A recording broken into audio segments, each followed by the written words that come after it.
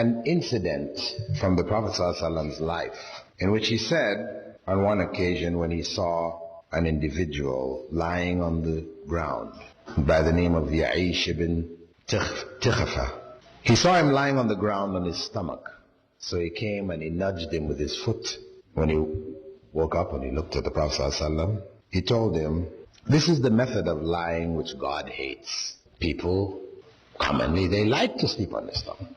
And I know this is one of the etiquettes of sleeping in Islam.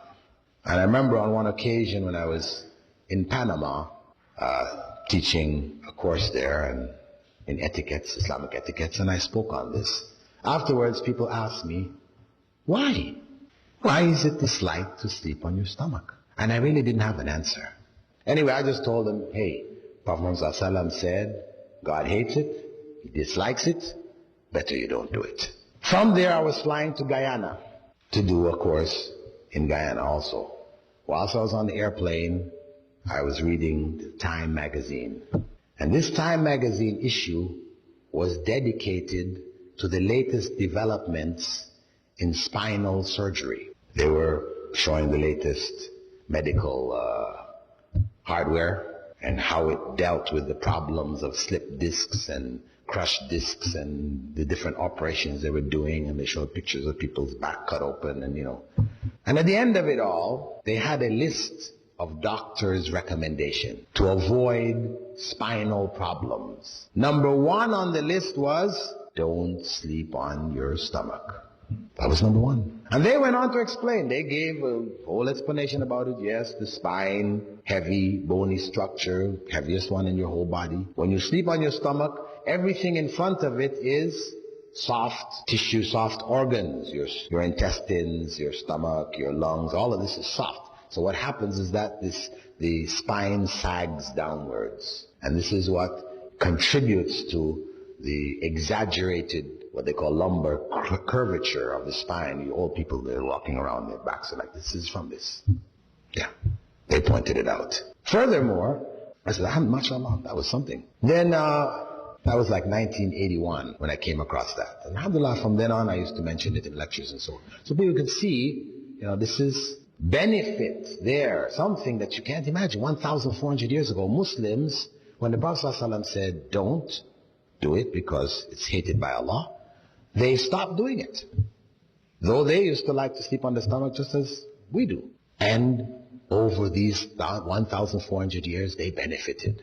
All the people who didn't do it were harmed in one way or another. So I said, mashallah. And that's how we should approach the things which Allah has prohibited and disliked. That it's better not to do it. Stay away from it because there's harm in it. Even if we can't see where the harm is.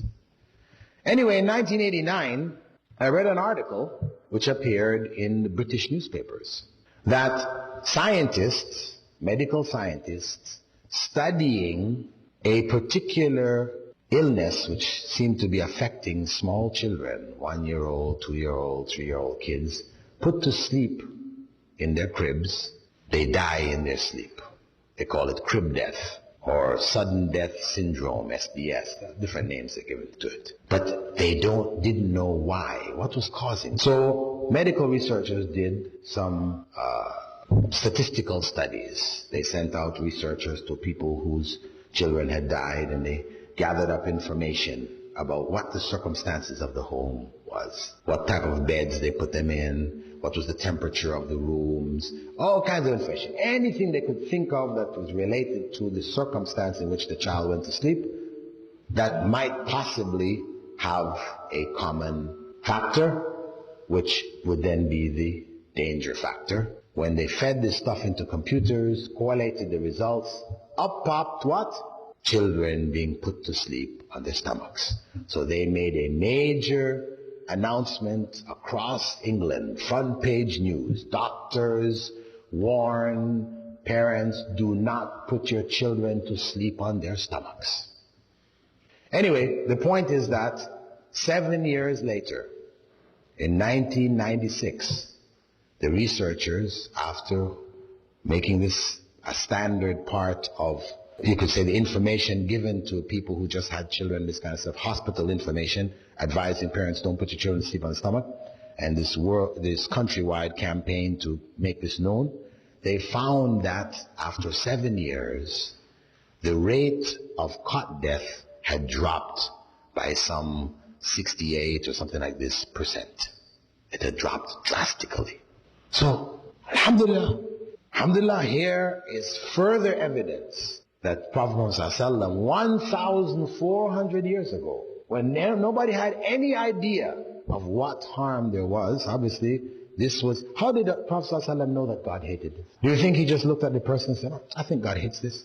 Let me tell him God hates this. No. Obviously, Angel Gabriel came and told him, when he saw the man lying there, he told him that God, Allah hates lying on the stomach. So he passed on that revelation that came to him. And that's how we have to treat the instructions from Prophet Muhammad. There is benefit in following them.